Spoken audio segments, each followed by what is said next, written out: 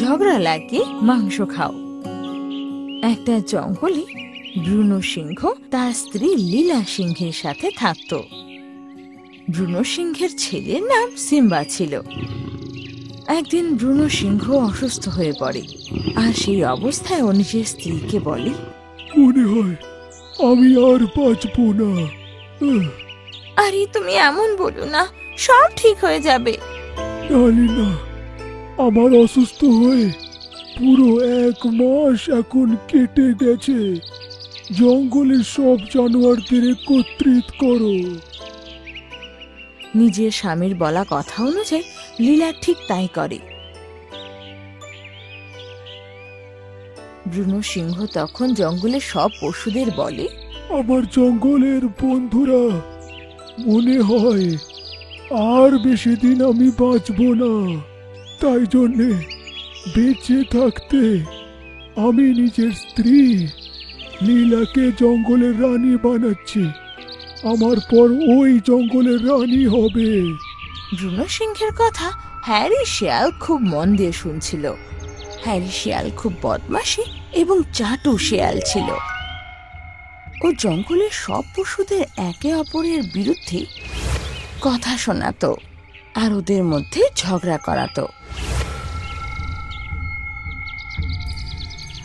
এসব কি বলছেন আপনি মহারাজ? আপনার তো ছেলে আছে, তাকে আপনি রাজা বানিয়ে দিন।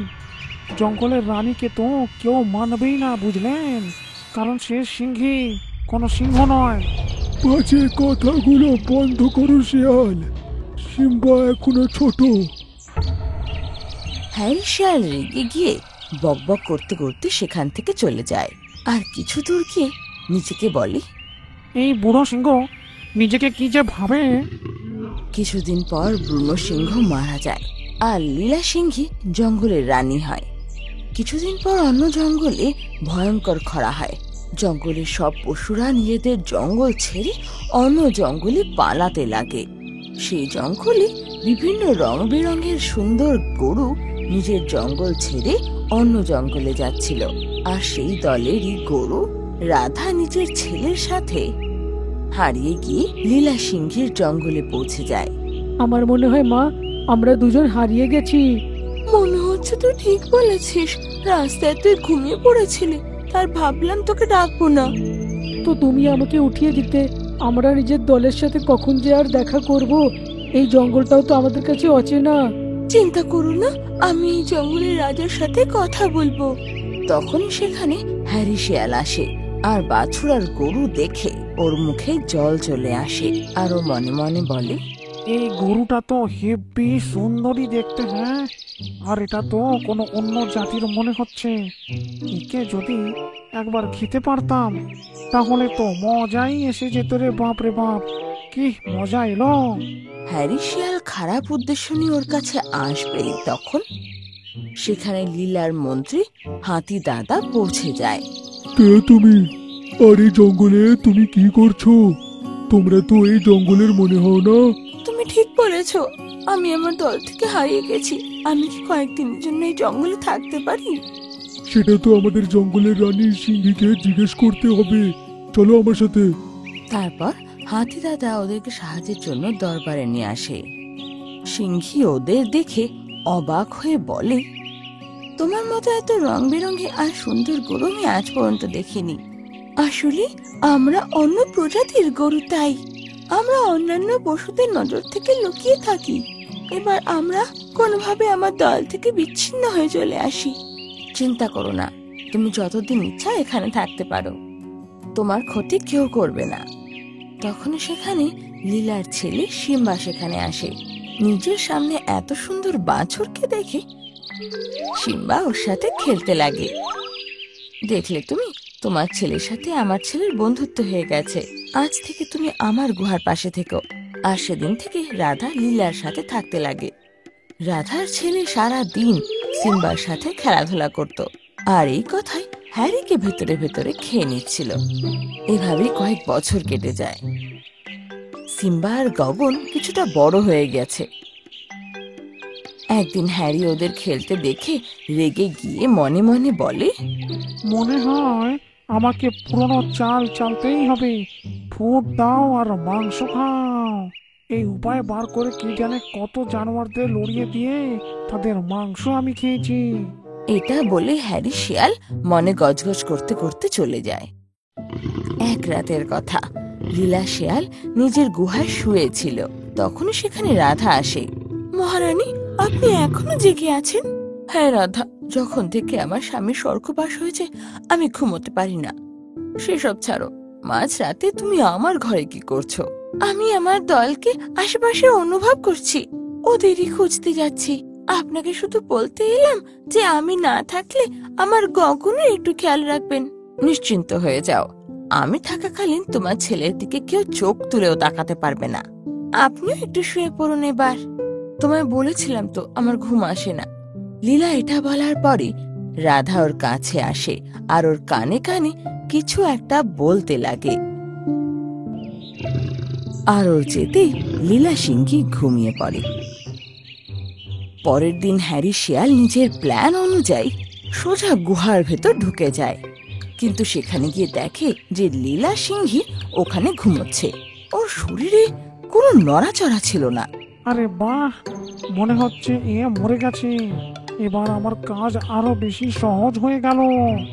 আমি এর দোষটা ওই গগন আর তার মার ওপরে দিয়ে দেবো। সবাই ওদেরকে এখন তাড়িয়ে দেবে।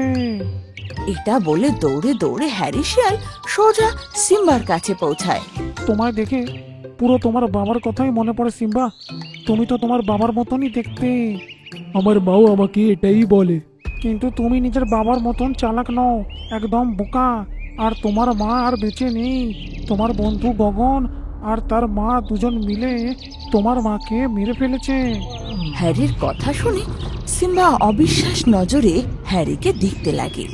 সিম্বা তখনই দৌড়ে ওই গুহায় যায় আর দেখে যে ওর মা মৃত অবস্থায় গুহায় পড়ে আছে। সিম্বার খুব রাগ হয় আর দৌড়ে গিয়ে ও সোজা গগনের কাছে যায়। আর পুরো জঙ্গলে লীলার মৃত্যুর খবর আগুনের মতো ছড়িয়ে পড়ে। সিম্বা গগনের দিকে তাকিয়ে বলে, তুমি আর তোমার মা মিলে আমার মাকে মেরে ফেলেছে। তোমাদের দুজনকে তো আমি ছাড়বই না। তোমাদের দুজনকে এখন লড়াই করে মেরেই ফেলবো। এটা একদম মিথ্যে। আমার মা তোমার মাকে একদমই মারেনি। তখনই হ্যারি গগনের দিকে চাটুকারি নজর দিয়ে বলে, তোমার মা যদি মহারানীকে মারেনি তাহলে সে কোথায়? সারা জঙ্গলে আমি তন্ন তন্ন খুঁজেছি, কিন্তু তাকে তো আমি কোথাও দেখিনি। হ্যারির কথা তখন জঙ্গলের সবাই সমর্থন করতে লাগে। হাতি দাদা রেগে গিয়ে গগনের দিকে তাকিয়ে গর্জন করতে করতে বলে, হ্যারি একদম সঠিকই বলছে।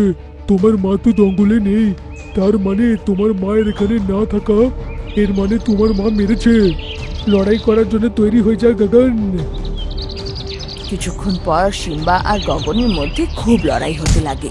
হ্যারি গগনের মৃত্যুর অপেক্ষা করতে লাগে, কিন্তু গগন সিম্বাকে লড়াইতে সমান সমান টক্কর দিচ্ছিল।